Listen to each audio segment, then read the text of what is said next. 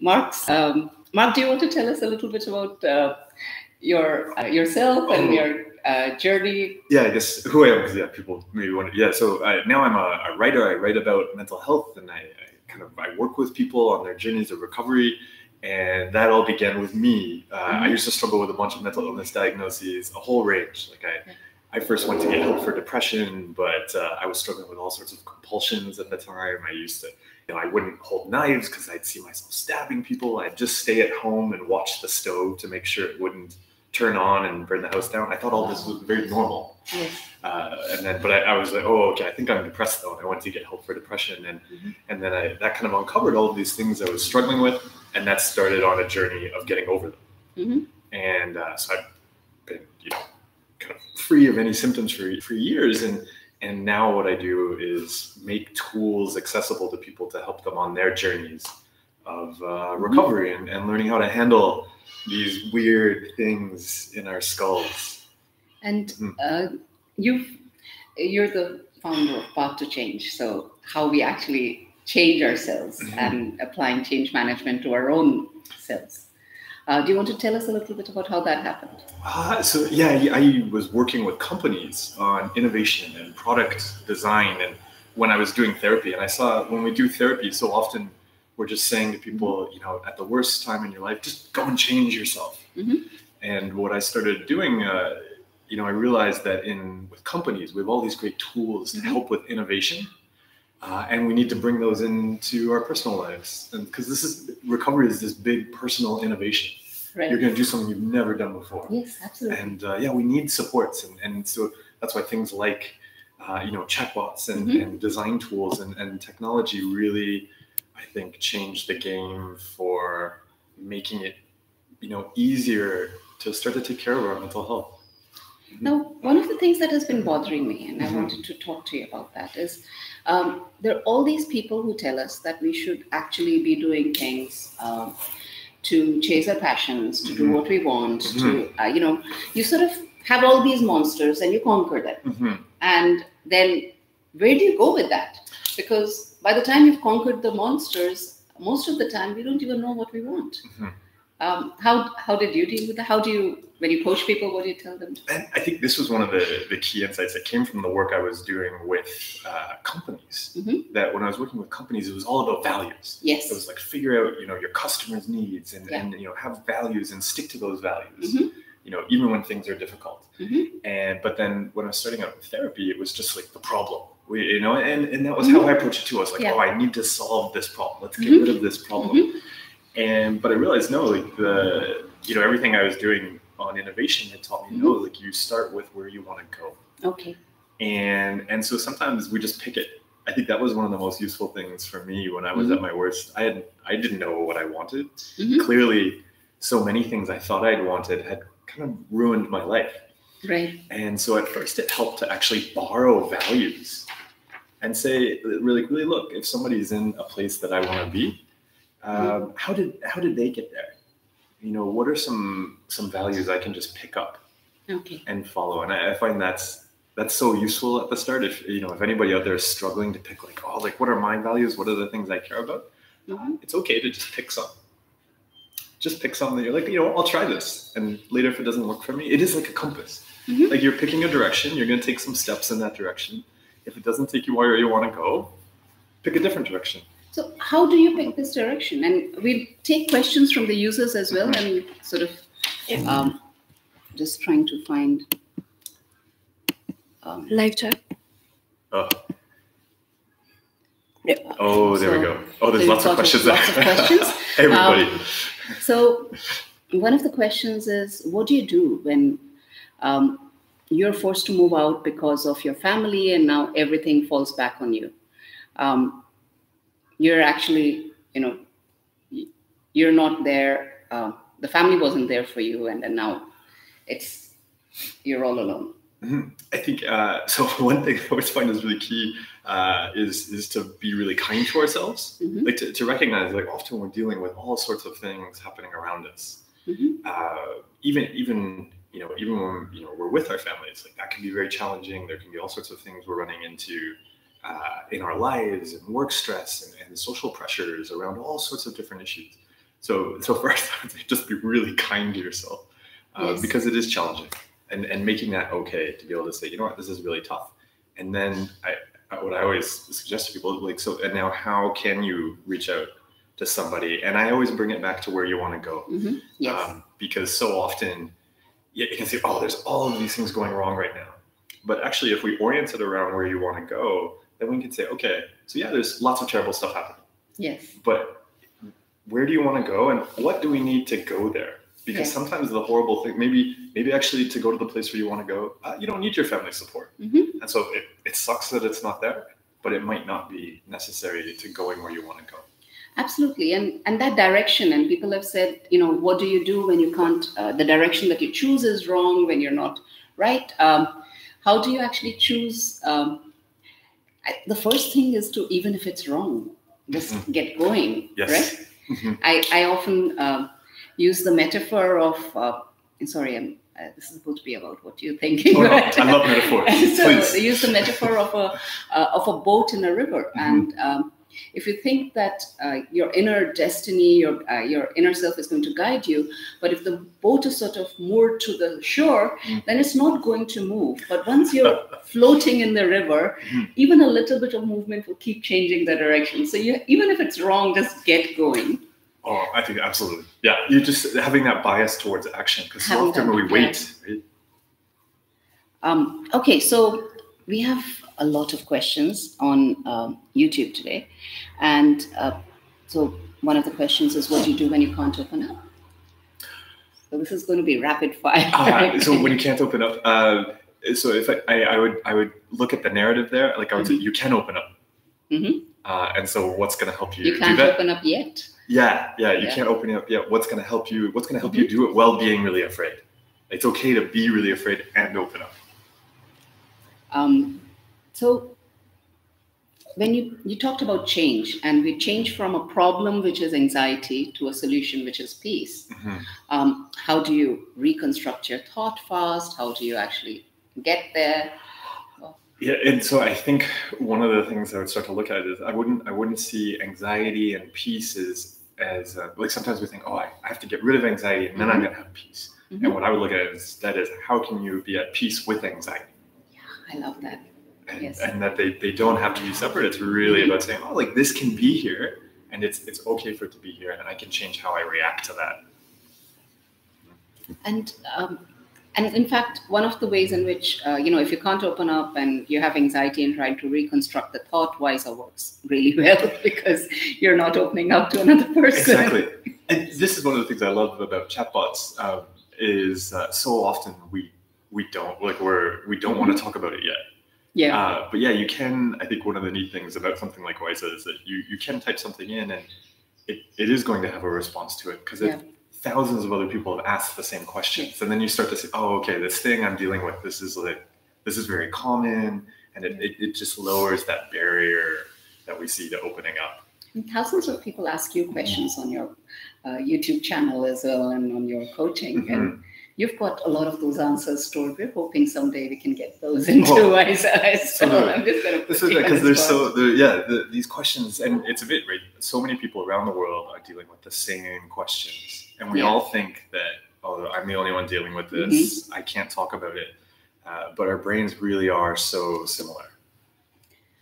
Okay, there's someone who's really struggling, about to be evicted from their apartment and filing for disability. And what can they do before they end up homeless? Ending up homeless is that demon that they're really scared of. And how can they actually make peace with that and go towards what they want in that situation?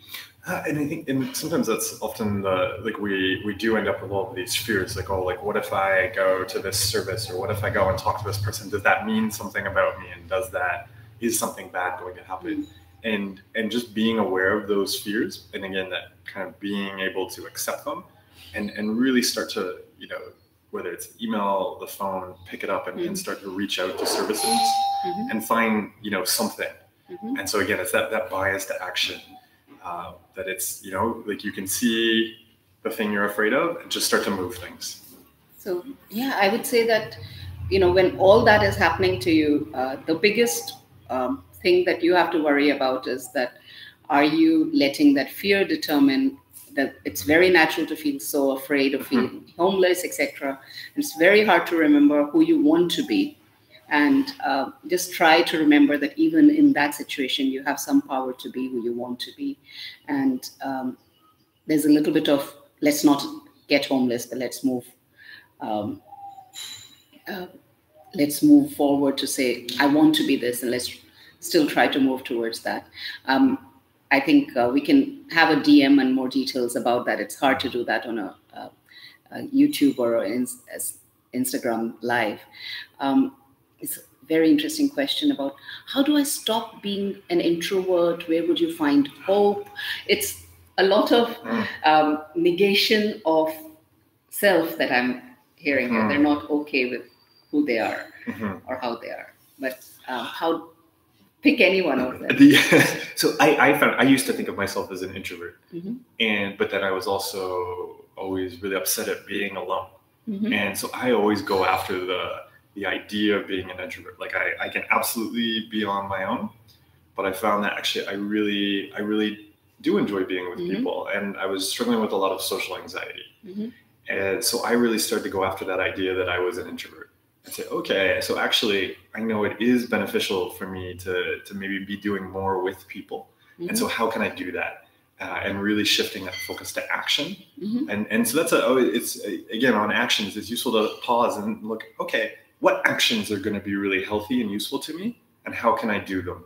And I know my brain's going to come up with all sorts of reasons why I can't do that. Oh, you're an introvert. You're too quiet. You can't go to that place. You wouldn't like it. You'll be anxious. And the brain can think all of those things, and you can go there and meet people and develop those skills. So we have a bunch of people talking about drowning. Is it a way to describe how you feel? How do you find hope? I think to describe how you feel, it's and all these fears that people are dealing with. How do I handle them? Do you want to talk a little bit about acceptance and saying the first struggle and the second one? But except because I love drowning metaphors and swimming. So great, whoever brought that. Yeah. And so I think, and so looking at acceptance is very much like saying, like, we don't have to get rid of the water.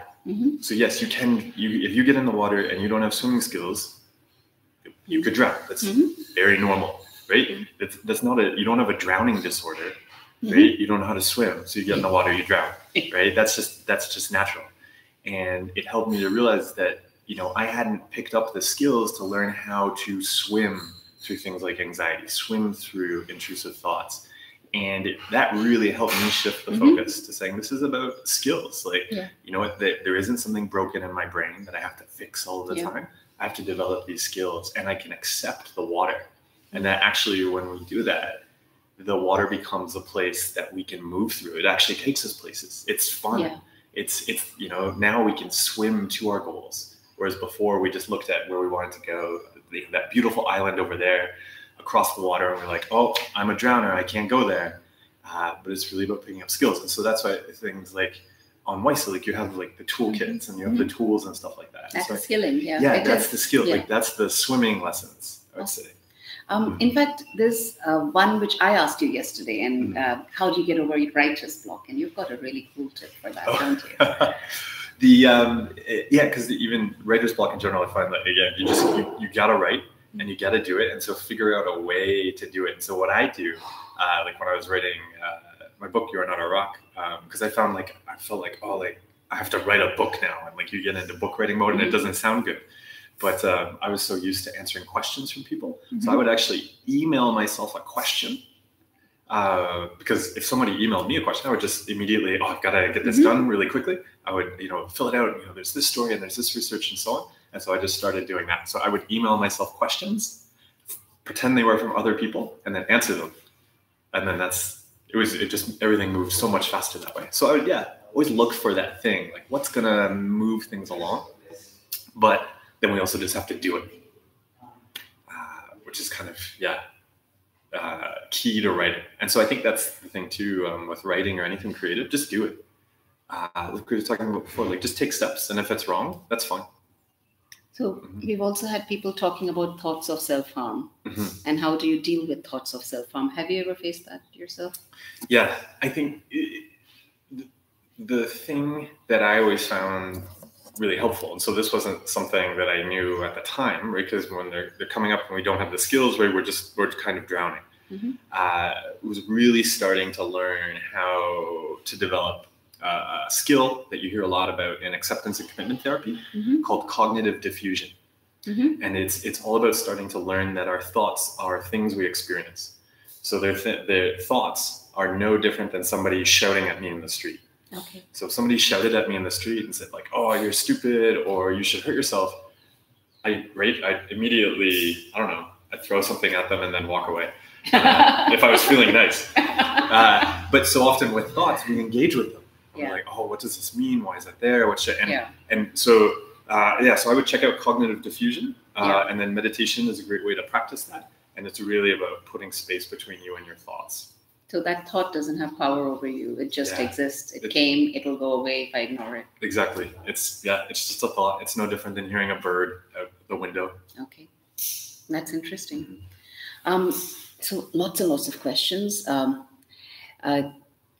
There's someone who's failing in class, and the stress and anxiety has all started happening, and worrying has started happening. How do they deal with it? So there is a fear that they will fail. And that's a real fear. But how do you deal with stress and anxiety? And it's great. And the thing, I always had lots of fears around failure, and that would cause me to do all sorts of compulsions that would lead to me failing. And so I think this is the I don't know, the terrible irony of mental health issues always. We end up doing all these things to prevent a fear, but the things we do always lead to the fear. Right. And so one thing is, to be kind to yourself. Okay, like there's this fear, this stress, and this anxiety, and you recognize that, and that's great. And then, I find one thing that's really key is bringing success close to me. And by that I mean making success about actions. Right? I don't, I can't control. If I pass, fail, if I fail, I'm going to learn how to handle that, and I trust myself to be able to handle that. But in this moment, rather than picking a goal like I must pass, I must succeed, I can pick a goal like, okay, every day I spend a half hour doing, practice exercises for this subject. Okay. And that's all that I measure success by. Or like in writing, so I just measure success by, did I produce a certain number of words each day? I don't control whether they're good. I don't control whether people will like them. But I just control my action. And so pulling success back to only something you control, I find is so key in everything. I found just putting a routine and saying, I'm sticking to that routine, and that's my success, because that's in my control. Yes. And if it happens, if it doesn't happen, there are lots of people who failed and then succeeded in life. Each small failure is not the entire story. No. So, maybe there's a reason for this, and something else will open up. And it always has, actually. I think both of us have are here in front of you with a lot of failures behind us. Yeah, I think one thing I was like that I had to learn, I described as letting dishes break. Learn how to let some dishes break. Because so often we're like, oh, we're carrying all these dishes and I can't let any of them break. It'll be the end of the world. No, learn how to let some break. You pick it up, maybe glue it back together, maybe hide it under the couch. Doesn't matter. So is it worth trying to find somebody for yourself? And if you keep getting rejected in relationships, what's happening? And is it really worth putting yourself out there again and again and then feeling that rejection? So the thing I always look at, it really helped me to make a big shift from getting to giving. And I realized I was in any kind of relationship, and again, we're talking about success, I was always trying to get stuff. And it really helped me again to shift success to giving. And so, if I'm in a relationship and I give the things I want to give, that was successful. Whatever else happens, that's fine. And then that giving is really fulfilling. And that's something I would always want to give. It doesn't matter if the other person rejects it or not.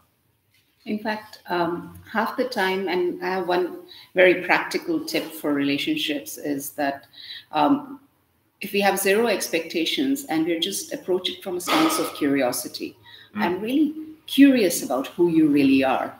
I I went through most of my early childhood with no friends, and it took me a long time to figure out people. But the one thing that I've realized is whenever that anxiety comes back of, this person will abandon me or not like me or reject me, I'll just be like, hey, I'm not even asking them to be my friend. I'm just curious about who they are. And they always end up like, now everybody says that, in one meeting, they feel like they're my best friend because I'm actually genuinely curious about who they are and not worried about whether I'm being rejected. I'm not even in the frame anymore.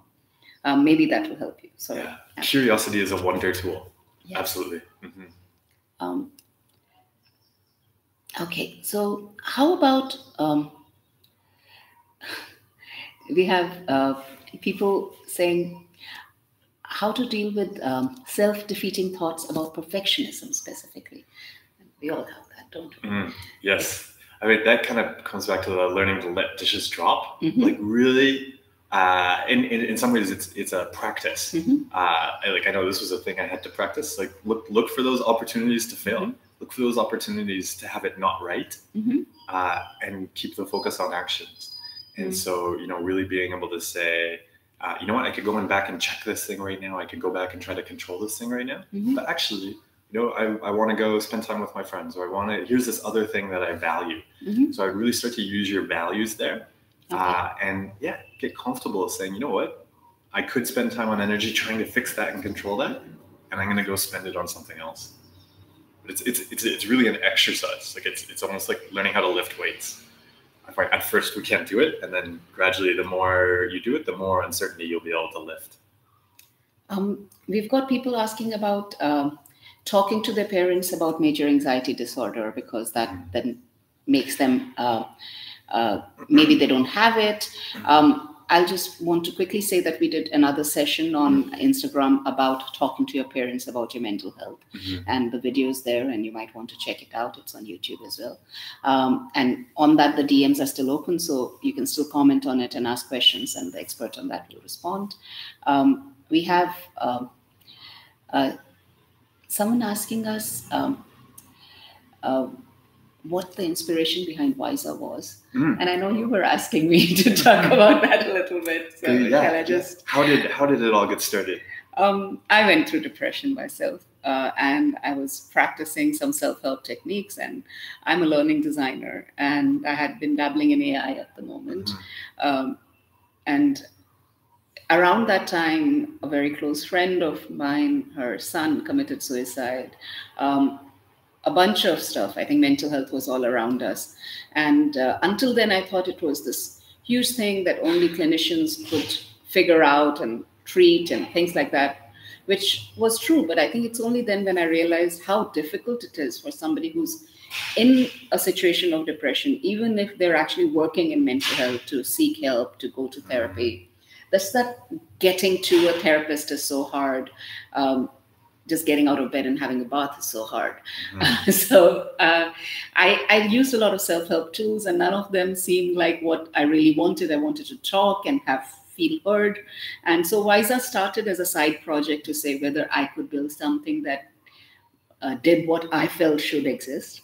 And it was, I think, May 2017, where a girl wrote to us to say that she had tried to commit suicide, and was helping her hold on to life. She was 13. And it just made us think that if this can happen, and it wasn't a very good version of WISA, I don't think we're perfect yet either. But then it's worth spending the rest of life making this better. So it just grew as being our main business from there. Oh, that's great. Yeah, when something comes from personal, like wanting to solve a personal challenge, I find it's just always so much better. Yeah. Exactly. So again, a lot of hope. Is there hope with mental disorder? Is there hope with borderline personality disorder?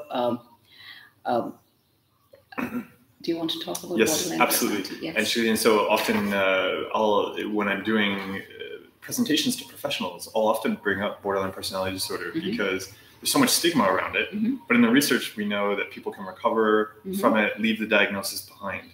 And so there's this huge gap between a lot of the stuff the kind of the stories and that people get stuck on online, or even professionals, and where the science is actually at. So that's one of the reasons why I do a lot of the work I do, where it's awesome to see things like WISA, because we should be having these much better tools that support people with getting over these diagnoses. Like I would never consider myself as struggling with mental illness diagnoses. Now the reality is we can recover from them, and really just shift the focus to building better mental health, right? Like learning how to swim, and that's really where the science is at. But so often our mental health care systems aren't there yet, unfortunately. And so, yeah, we as communities need to come together and really share these tools and say, look, we can build better mental health and work on it together. We have people talking about coming out to their parents about their sexual identities, and that can be really hard. In fact, do you have something to share? We have a session about that. So I always say, in general, mental health is the practice of being yourself. And as long as we're having to manage and control fears and kind of be like multiple different people, it's incredibly stressful and incredibly exhausting. And so, yes, there's always some fear and anxiety to being ourselves, but the practice of that and learning how to handle that and be ourselves is just so beneficial to our mental health in the long run. So that's why I'd say, like, you're going to be much happier being yourself. So any closing thoughts, Mark? We're nearing the end of our session. The last 3 minutes. Yeah. I think I'm here. I'm going to be doing some workshops as well, and I think one of the things that I'm bringing up in the workshops that we're really going to focus on is just making the shift away from I need to solve this problem to what are the things I want to do in life, and how do I spend my time and energy again on like being myself. And making that shift. And that's the thing I always suggest to people as you're working on your mental health, like really, and it's really tough at first because we want to fix those problems, but really kind of just making the problems a challenge, you're going to overcome on the way to doing the things you want to do in life. And so I think that also answers Zara's question, which is, it gets me down that I feel helpless because there's so many roadblocks on the way to trying to making it as a fashion stylist. And it's all about, but at least you know what you're trying to make it and make room for this helplessness. Don't worry about it. It's okay. If you're going to try to do something big, you're going to feel helpless, and that's okay. Yep. And we all did. And so, just enjoying that journey. Because again, it's the compass thing. It's a direction. It's not, I have to go and be there. It's like, you know what? I want to really enjoy trying to do this thing I want to do. And that's okay. Okay. We've still got questions. We'll take them in an offline mode. We'll reply to each of your questions on the chat itself. But I think it's time for us to close. And we still have a few more minutes, I think. It's 2 more minutes. Actually, we can take maybe one more question. Maybe like one. We'll take one from, sorry, I'm just going to see if we have... we have multiple pieces of technology here. Yes. It's like living in the future. This is what it's going to be. There's someone who is just worried because the parents don't get any, don't let them get therapy. And even when they attempted suicide, their parents thought it was a scream for attention. And they're afraid that they'll be put into a mental hospital. These are the kind of things people worry about when they're struggling with mental health. And because sometimes the thing to always keep in mind too is when we're bringing up mental health challenges, sometimes other people are afraid of having to deal with their own issues, and so they immediately want to shut that down. But this is actually one thing I always suggest people. Even when you're talking with your parents, even when you're talking to a partner about mental health issues or talking about it at work or anything like that. I always shift the focus to where you want to go. Right? Thinking about like, okay, if you want help with swimming lessons, let's talk about maybe they'll be more open to having that conversation because people are very afraid of drowning. Yeah. And so finding, thinking about, where do you want to go and what do you want to get help with? And sometimes having the conversation in that direction.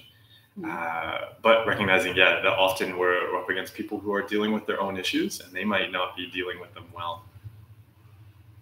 And I think similarly with coping with someone who has a cancer diagnosis for themselves or someone they really love, I would add the same thing to say, okay, now we can't change the past, we can change how it'll go from here. Sure. We know some things are not in our control, but with the rest of it, what do we want to do?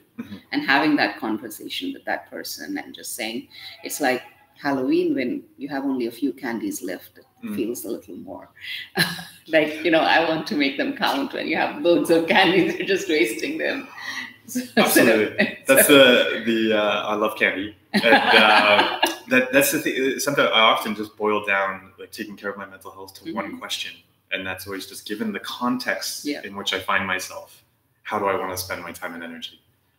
And because we're always dealing with like all sorts of tough issues around us. And someone finally asked, what do you do if you don't know what you want to do? So one last thing on that, and then we go. Yeah, on that, I would pick something and just take a step towards it, right? Because we don't have to be like, oh, it has to be this big thing, or it's going to mean something, or it's going to affect my whole life. No, be very light with your steps. Try something. See if you like it, see if you don't like it, and then try something else. Thank you all for being here. Please follow Mark on his channel. And if you're watching this on Mark's channel, please follow us on Wise. Please follow Wise. Yes. Awesome. You guys have been great. There are lots of questions that are not still answered. We'll make sure that every one of them is answered on the chat. And we can continue this conversation next week in our next AMA. Talk to you later. All right. Thanks a lot, Shep. Thank you. Thanks, everybody. Thank you. Bye.